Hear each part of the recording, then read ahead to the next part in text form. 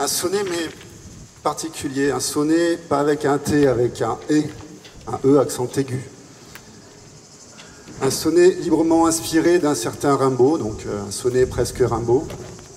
Le sonnet du RN. O, bleu. E, blanc. I, rouge. Préférence nationale. Je dirai ce jour vos sénescences latentes. O, bleu corset velu des mouches éclatantes qui bambinent autour des puanteurs anales. Golfe d'ombre, E, candeur des vapeurs et des fientes. Lance des fascistes, roi blanc, veine quenelle. I, pourpre, sang craché, plèbe arienne, irréelle, coléreuse, nativiste et impénitente. R, cycle vibrement malsain des mers putrides, paix des pâtis semés de bestiaux pleins de rides qui s'impriment en croix aux grands fronts nationaux.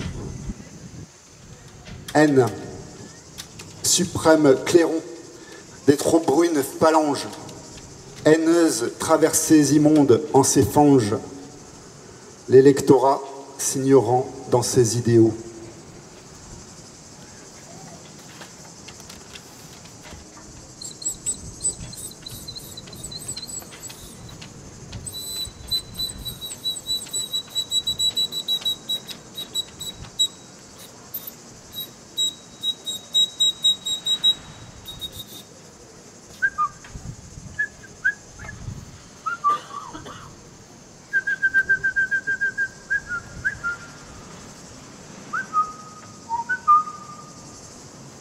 Un objet.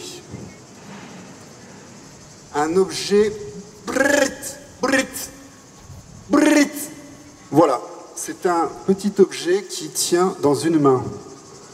À l'époque, on ramassait dans les bois de pin des bouts d'écorce et de pommes de pin. On en faisait un assemblage précis avec de la résine. L'objet était encore l'arbre qui cachait la forêt. Parfois,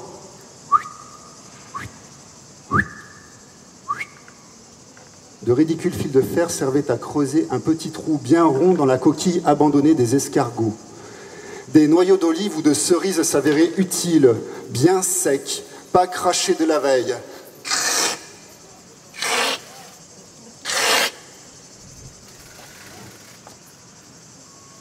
Mais tout cela n'était pas très solide, un peu trop sensible aux intempéries comme dans l'histoire du roseau et du chêne. Rien ne vaut des hanches bien faites, avec de beaux jambages, une hanche lovée, bien taillée, romantique à souhait. Tu vois un peu comment on en arrive à l'instrumentalisation, au verre bien tourné, bien soufflé, bien troussé. On en redemande de la sophistication et du solide, de la bonne grosse machinerie alexandrine bien huilée, alors qu'au départ, tout le monde était amoureux du chant des oiseaux. On les entendait partout, sans effort. On en a fait une science, voilà le problème. Plutôt que de laisser les oiseaux chanter, on a essayé de les imiter, d'user d'un leurre puis deux.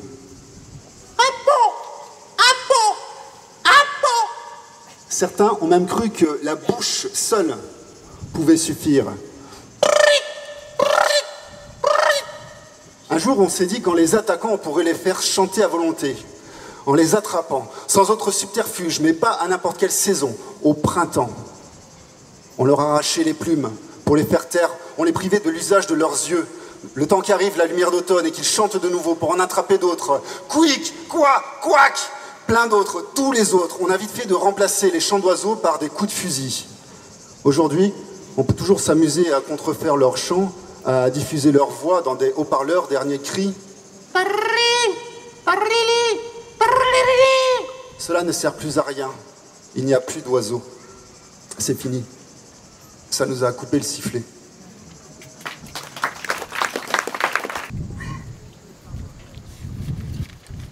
Je voudrais remercier les personnes.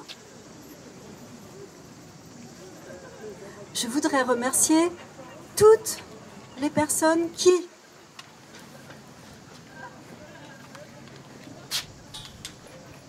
si nous sommes ici, c'est grâce à certaines personnes et il faut que ces personnes soient remerciées. Certaines personnes, même si elles ne le demandent pas, attendent d'être remerciées. Certaines personnes ne seraient pas ici sans d'autres personnes. Il faut que les personnes qui sont ici, grâce à d'autres personnes, remercient les personnes en question.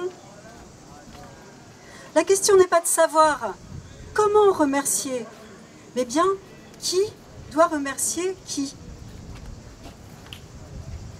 Il semble que je fasse partie des personnes qui sont ici grâce à d'autres personnes, et c'est pourquoi je me propose de remercier ces dernières en mon nom personnel, mais aussi au nom des autres personnes qui sont ici grâce aux autres personnes, grâce à certaines personnes, grâce à d'autres personnes. Certaines des personnes grâce auxquelles les personnes dont je fais partie sont ici, ne sont pas ici. Cependant, en remerciant les personnes qui sont ici, je voudrais remercier également les personnes qui ne sont pas ici. Certaines des personnes que je voudrais remercier et qui ne sont pas ici ne sont plus parmi nous. Je veux dire par là qu'elles ne sont plus vivantes.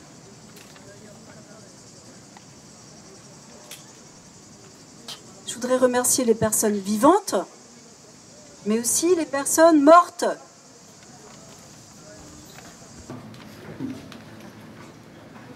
C'est un travail en cours, en créole et en français. Le créole n'est pas la traduction du français, le français n'est pas la traduction du créole.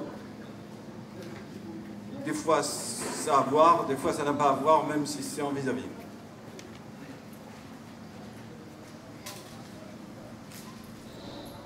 Caucase, causement. Coq-la-co, il dit, mi connaît santé, laisse à moi santé. Coq-la-co, il gagne santé, laisse à lui santé. Coq-la-co, l'entendre santé, bonne sang, l'autre côté la mer. Coq-la-co, il a dit, moi aussi bien gagne santé, ça qui sort l'autre côté la mer. Coq-la-co, la santé, bonne santé, l'autre côté la mer. Coq-la-co, il a chanté tant et si fort son zergo, la sens coulée à la nuit bleu, blanc, rouge. Au thé Coq-la-co, connais plus qui s'est roulé. Au thé Coq-la-co, lève la tête d'un fait noir. Au thé Coq-la-co, sent pas trop quand on a la patte dans la taille.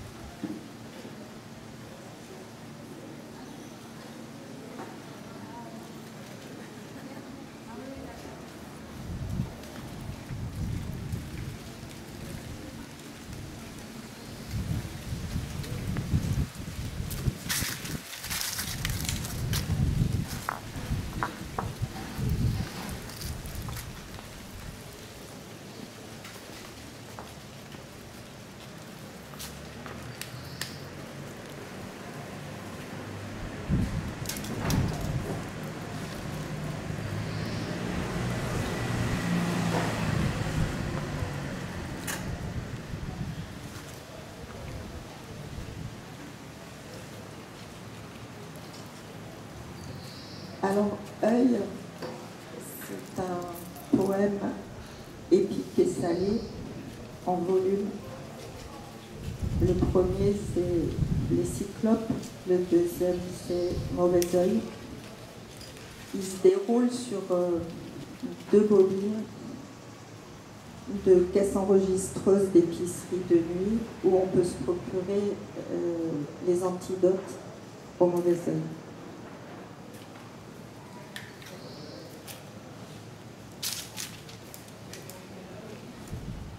Vous n'avez pas froid? L'étendue des assemblages neuronaux se restreint. C'est moi qui vous endors aux frontières de la conscience. Vous ne ferez aucun mouvement. La mémoire, la douleur s'effaceront. D'hypnotique, d'analgésique, de curare, nous ne sommes pas tous des arracheurs de dents. On placera le tube dans la trachée. C'est fini l'éther, le chloroforme dans la teinture mère, les noms trempés. Fini la mandragore, le sucre de pavot, les potions opiacées. Risque d'hypothermie. Mes gants glissent dans le noir. Je ne peux pas les rattraper. Vous la connaissez, Madame Fontaine? Couchée pas loin d'elle, le rideau pas complètement tiré. Quand elle se plaint, j'appelle. Le tuyau dans le nez, c'est gênant. La musique, c'est trop fort. Le chapeau, c'est serré. La lumière aussi. Ce n'est pas un chapeau. Ce n'est pas de la musique. C'est le bruit de l'appareil. Dans un moment, un petit moment, on débranchera. Je chante plus fort que la musique. Non più nemici, non più frontiere, sono i confini, rose bandiere, o proletari à la riscossa. Vous chantez bien, franchement, c'est bien, c'est un peu fort, un petit peu, un tout petit peu, c'est un petit peu trop fort.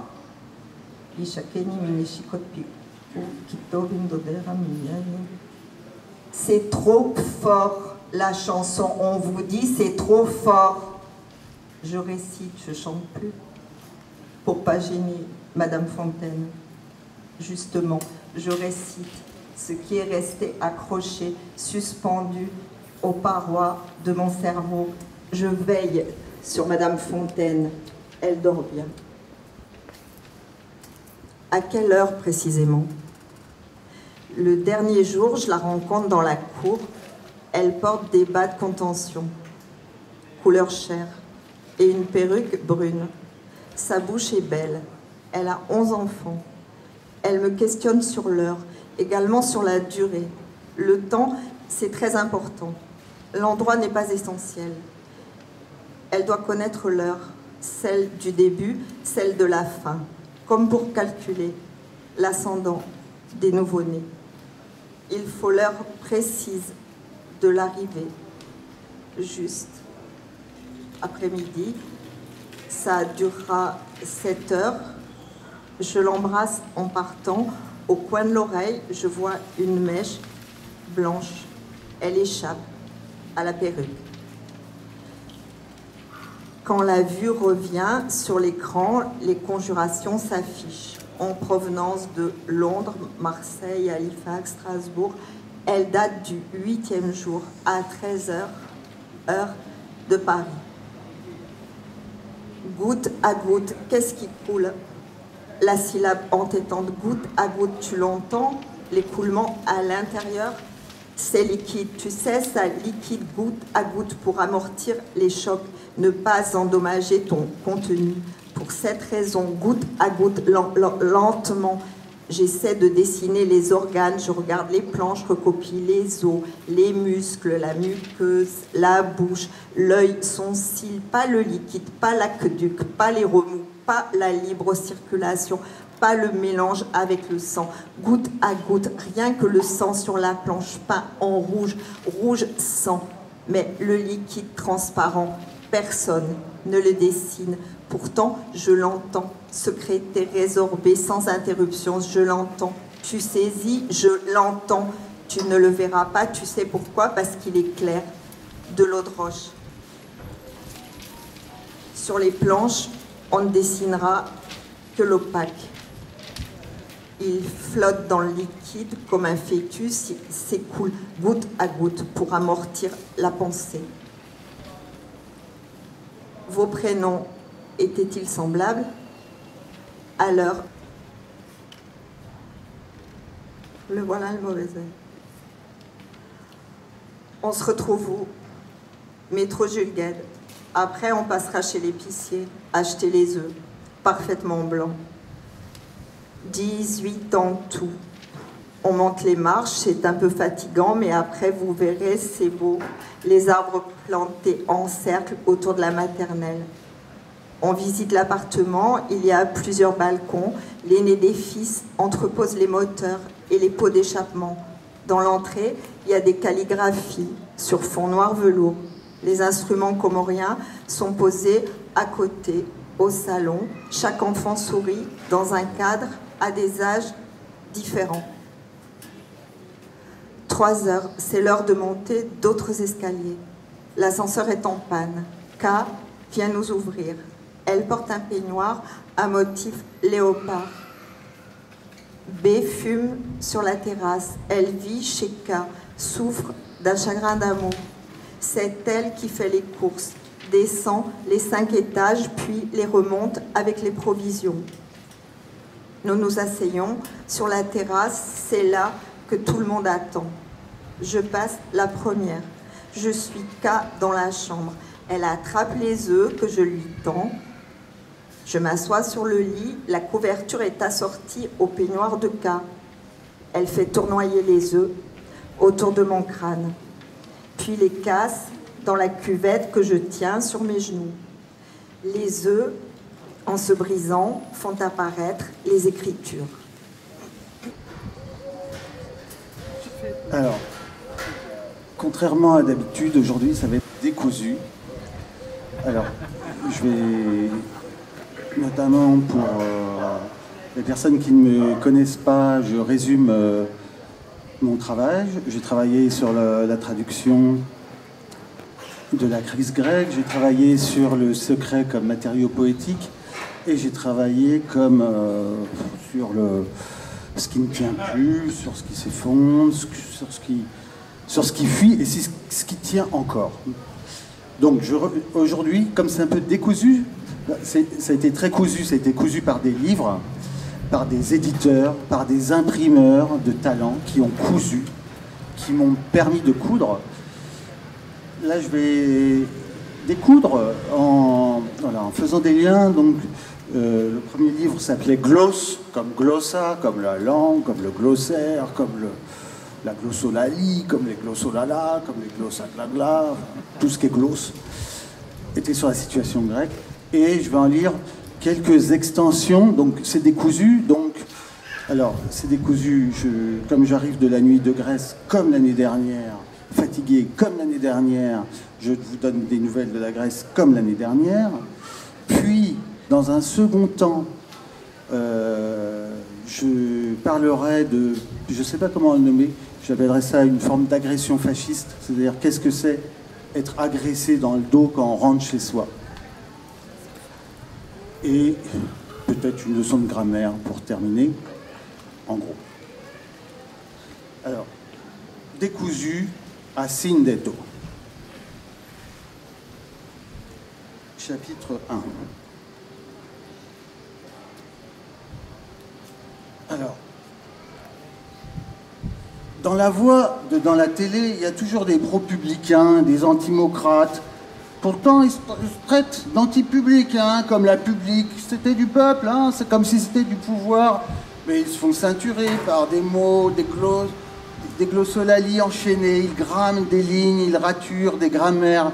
Et ils signent l'arrêt d'exécution de groupes, de gens, l'assassinat de formes, de peuples.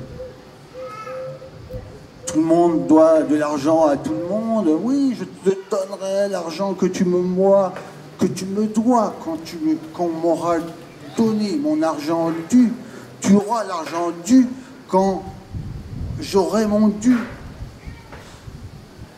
Et l'argent est écrit en lettres, il s'efface.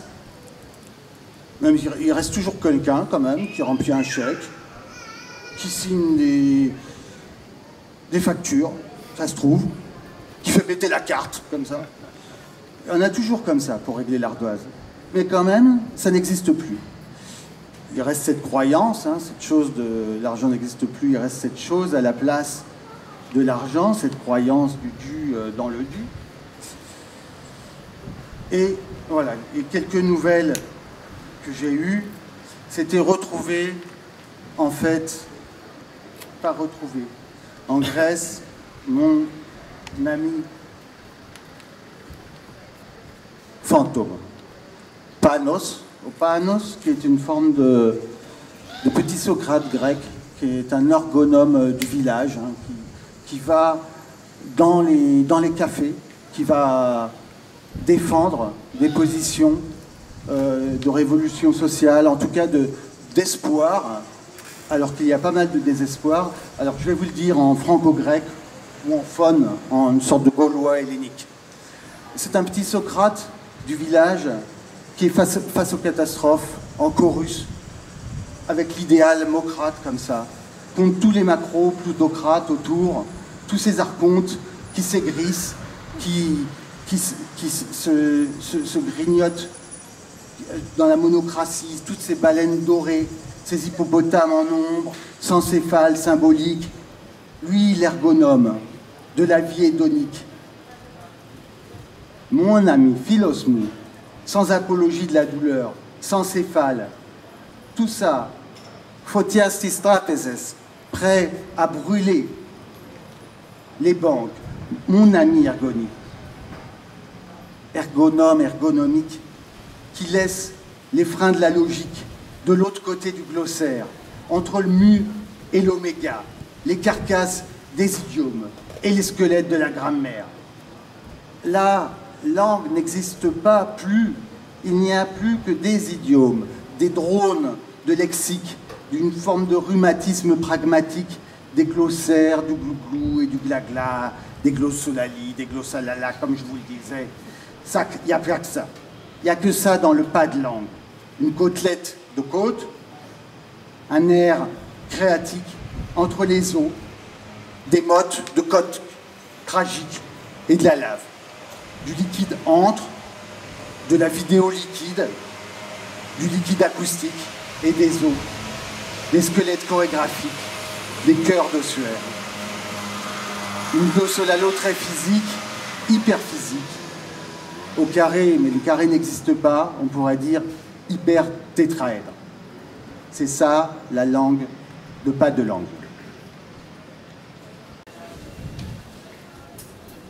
Le pays à moi, c'est France que ça s'appelle. Et la mer à moi aussi, c'est France, le nom à la mer à moi. Le bien de pays, ça s'appelle ça France, et c'est pas Italie ou Grèce, et c'est celui qui a pas forme de botte, et c'est pas celui qui a forme de gants et de colliers de milliers de petites perles sur la mer, de bijoux, parce que le pays, le mien, c'est France, et lui, c'est celui qui a forme de peau de bête tannée, séchée, posée à plat, et c'est tout. C'est celui qui a forme de peau de cuir de bête, et c'est tout.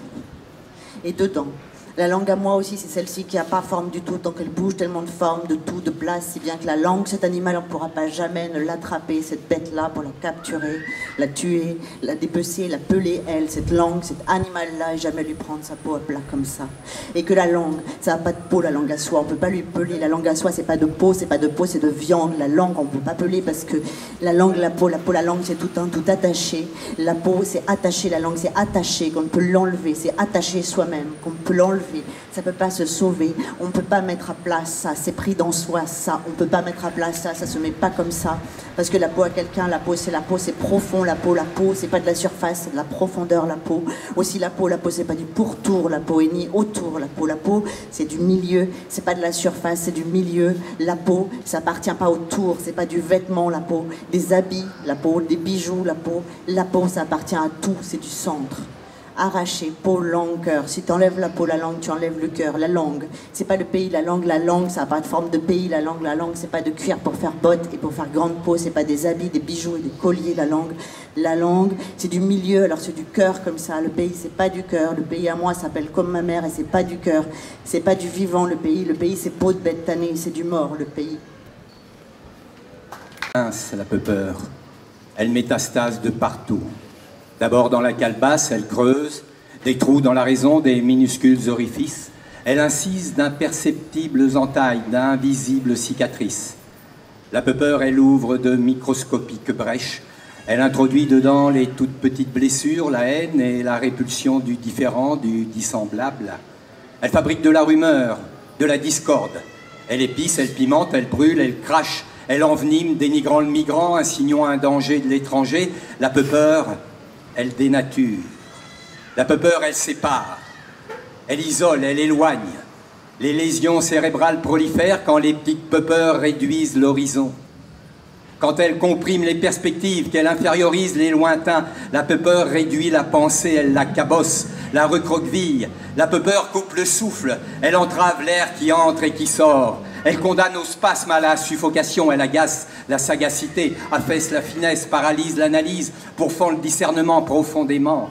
La peur maltraite l'altérité des sœurs, des frères, des mères, des pères. La peur, elle spécule sur le mépris et la condescendance des élites pour entrer la nuit dans les lits et les diverses couches. Elle te chuchote à l'oreille un air de haine et te dit que seul ce politique appareil pourra t'extraire de son insignifiance. La peur, ça se construit sur l'ignorance, ça manipule, ça se nourrit de croyances. La peur d'une autre couleur, la peur d'un sang pas pareil, la peur d'un faciès clandestin, avane, nègre, sauvage, qui à l'intérieur a son sang qui coule pareil. La peur accable, étouffe, étrangle, égorge. La peur tue, la peur de perdre son identité, ses privilèges, peur de perdre son précaré, peur de perdre ses ronds et son petit pognon. Peur de la triangulation, peur du Père, peur du Fils, peur du Saint-Esprit, peur de l'enfer. Ça te fait faire des horreurs, la peur. Tu caffes, tu cafardes, tu balances, tu rumeurs, tu mouchardes, tu calomnies, tu dénonces à tout va. Tu te fais dessus, tu te fais dedans.